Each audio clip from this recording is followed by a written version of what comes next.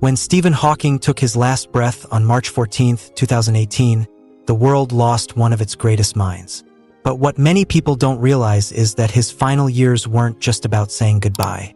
They were about delivering humanity's most important message about what happens when our bodies stop working. Before we dive deeper into this incredible story, I'd love to know where you're watching from today. Drop a comment below and let me know your city or country. And if this topic interests you, please hit that like button and subscribe for more fascinating stories about science and life's biggest questions. Hawking spent his entire adult life trapped in a body that was slowly shutting down. At 21, doctors told him he had 2 years to live. They were wrong by more than 5 decades. But during those extra years, something remarkable happened. As his physical form became weaker, his mind grew stronger. As his body became more limited, his ideas became more limitless. Think about this for a moment. Most of us worry about getting older, about our bodies slowing down, about losing our physical abilities. We see aging as a countdown to the end. But Hawking discovered something different. He found that the end of the body is not the end of everything that matters. In his final book, published just months before his death, Hawking wrote about consciousness in a way that changed how scientists think about the human experience. He wasn't talking about religious beliefs or wishful thinking. He was talking about physics, about the actual science of what makes us who we are. Here's what he discovered. Your thoughts, your memories, your personality, your ability to love and create and dream, none of these things are actually stored in your physical brain cells. They exist as patterns. Think of it like a song. The song isn't the CD or the record player. The song is the pattern of sounds, the arrangement of notes that can be played on any device, stored in any format, and still remain the same song. Hawking realized that consciousness works the same way. It's not the brain tissue itself. It's the pattern of connections, the way information flows and gets organized.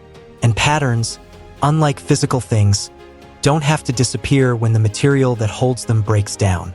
This isn't just beautiful philosophy. It's practical science with real implications for how we live our lives today. Let me explain what this means for you right now in terms that make perfect sense. Have you ever had a conversation with someone and felt like you truly understood each other? In that moment, something passed between you that wasn't physical. It was information, understanding, connection. That's consciousness in action. It's your pattern of thinking connecting with their pattern of thinking. Or think about a time when you learned something new that changed how you see the world. Maybe it was understanding how your grandmother's stories connected you to family history you never knew. Maybe it was finally grasping why your friend makes the choices they make. In that moment of understanding, your consciousness, your pattern of thinking actually changed and grew. Hawking spent years studying black holes, those mysterious objects in space that swallow everything, even light. For decades, scientists thought that when something fell into a black hole, it was gone forever. But Hawking proved this wrong. He showed that information never truly disappears. It gets transformed, encoded in new ways, but it continues to exist. He applied the same thinking to human consciousness. When our bodies wear out, the patterns that make us who we are don't just vanish. They continue in the connections we've made, the ideas we've shared, the love we've given, the problems we've solved, and the wisdom we've passed along. This is why Hawking could smile even as his body failed him. He understood that the most important parts of who he was would continue long after his physical form was gone. His ideas about the universe, his sense of humor, his determination to keep learning despite impossible odds. These patterns of being would live on in his books, in his students, in the conversations people have about his work. But this isn't just about famous scientists. It's about you too. Every day, you create patterns that extend beyond your physical body. When you teach someone something new, part of your consciousness becomes part of theirs. When you show kindness to a stranger, you create a pattern of behavior that they might pass along to someone else. When you solve a problem at work or at home, you add to the collective human understanding of how to make life better. Consider this example. A woman named Sarah worked as a nurse for 40 years. She wasn't famous. She didn't write books or give speeches, but she had a special way of talking to patients who were scared or in pain. She would sit beside their beds and really listen to their worries. She would explain, medical procedures in simple words that helped people feel less afraid. Over the years, Sarah trained dozens of younger nurses. She didn't just teach them medical techniques. She showed them how to be present with people who are suffering, how to offer comfort without false promises, how to find the right words when someone is facing their worst fears. When Sarah retired, and eventually when she passed away, her body was gone. But the pattern of compassion she had perfected continued. It lived on in every nurse she had trained. They carried her way of caring to thousands of other patients. Some of those patients, comforted by this inherited kindness, went on to treat their own family members with the same gentle understanding Sarah had shown. This is what Hawking meant when he said the end of the body is not the end. Sarah's consciousness, her unique pattern of caring and understanding, became part of something larger than herself. It became woven into the fabric of how healing happens in the world. The same thing happens with every person who has ever lived. A father's patience with his children becomes part of how they raise their own kids. A teacher's way of explaining difficult concepts lives on in students who become teachers themselves. A friend's loyalty during hard times creates a pattern of trust that spreads through entire communities. Hawking's final insight wasn't just about individual consciousness. It was about how all human consciousness is connected. We're not separate beings living isolated lives. We're part of a vast network of shared understanding, accumulated wisdom, and collective problem-solving that has been growing for thousands of years. Every time you read a book, you're connecting your consciousness with the consciousness of the person who wrote it. Every time you have a meaningful conversation, you're sharing patterns of thinking that become part of both people. Every time you pass along a family recipe or a life lesson or a way of looking at problems, you're contributing to this larger pattern of human understanding. This is why losing someone you love doesn't mean they're completely gone. The way they laughed, the advice they gave, the values they lived by, the love they showed you, these patterns don't disappear. They become part of who you are.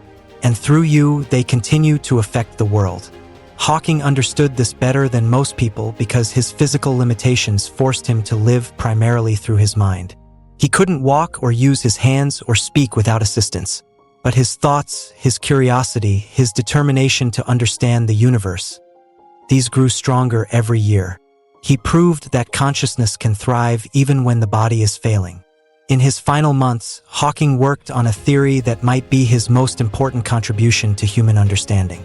He was exploring the idea that consciousness might be a fundamental property of the universe, like gravity or electromagnetic force, not something that emerges from complex brains, but something that exists at the deepest level of reality. If he's right, it means consciousness isn't created by our brains. Instead, our brains are like radios that tune into consciousness that already exists everywhere. When the radio breaks, the signal doesn't disappear. It just isn't being received in that particular location anymore. This might sound too strange to believe, but consider how it fits with what we already know. Information can't be destroyed. Energy can't be created or eliminated, only transformed. The patterns that make up consciousness might follow the same rules. They change form, but they continue to exist. Think about water for a moment. Water can be ice, liquid, or steam. It looks completely different in each form. Ice seems solid and permanent. Steam seems to disappear into nothing, but it's all still H2O. The essential pattern remains the same even as the form changes dramatically. Hawking suggested that consciousness might work similarly. Our individual awareness might be like ice. It seems solid and separate from everything else. But it's actually part of something much larger, like an ocean of consciousness that connects all thinking beings. This idea changes how we think about death, but more importantly, it changes how we think about life. If consciousness is truly interconnected, then what you do with your mind matters in ways you might never have imagined. Your thoughts, your insights, your moments of understanding don't just affect you. They become part of the larger pattern of human consciousness. When you figure out a better way to solve a problem, that solution becomes available to other minds working on similar challenges. When you develop compassion for someone who's different from you, that expanded understanding makes it easier for others to develop the same compassion. When you choose hope instead of despair during difficult times, that choice strengthens the pattern of resilience. in human consciousness. This is why Hawking spent his final years focused not on his physical decline, but on sharing his understanding with as many people as possible. He wrote books for general audiences, gave lectures, appeared in documentaries, and even made jokes on television shows. He was deliberately adding his patterns of thinking to the collective human consciousness. He wanted to make sure that his way of looking at the universe with wonder instead of fear, with curiosity instead of acceptance of ignorance, with humor instead of self-pity, would continue to exist and influence other people long after his body was gone. And it's working. Right now, as you think about these ideas, Hawking's consciousness is connecting with yours. His pattern of thinking about the universe is becoming part of your pattern of thinking. You might never become a physicist, but you can carry his sense of wonder about existence. You can ask questions the way he did. You can face challenges with his kind of determined optimism. This is how consciousness survives the end of the body, not through supernatural means, but through the natural process of shared understanding. Ideas, insights, ways of being in the world, these patterns pass from person to person, generation to generation, creating a kind of immortality that's both scientifically plausible and deeply meaningful. But here's the really important part. This isn't something that happens automatically. The patterns of consciousness that survive are the ones we deliberately choose to share and strengthen. Love survives when we actively love others. Wisdom survives when we take time to pass it along. Creativity survives when we encourage it in ourselves and others. Hawking's final message wasn't just about what happens after we die. It was about how to live while we're here. Every day, we have the opportunity to contribute something valuable to the ongoing pattern of human consciousness. Every act of kindness, every moment of understanding, every solution we discover, every piece of beauty we create adds to the collective treasure of human experience. The end of your body will not be the end of everything that makes you who you are.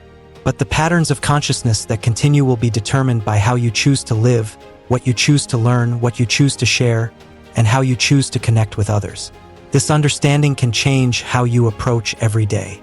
Instead of worrying only about your physical comfort and security, you can focus on developing the patterns of thinking and being that you want to contribute to the world.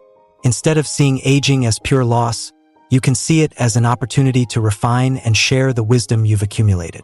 Instead of fearing death as the end of everything, you can see it as a transformation, like water changing from ice to steam.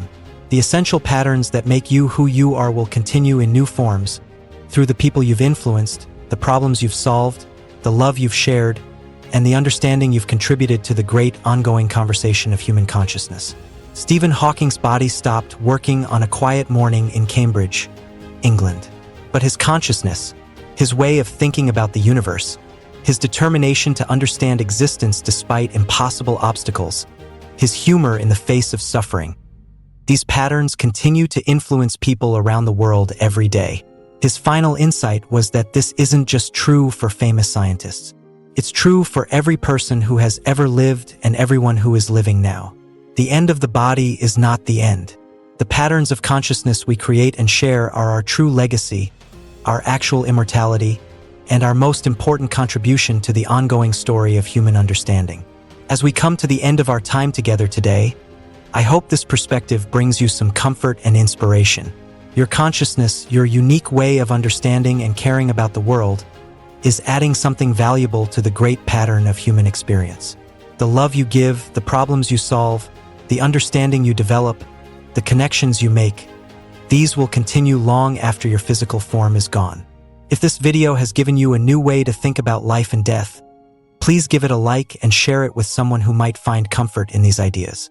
Subscribe to the channel if you want to explore more fascinating insights about science, consciousness, and what it means to be human. And remember to let me know in the comments where you're watching from. I love hearing from viewers all around the world. The conversation about consciousness and what survives beyond the body is just beginning. Scientists like Hawking have opened the door to understanding, but there's still so much to discover.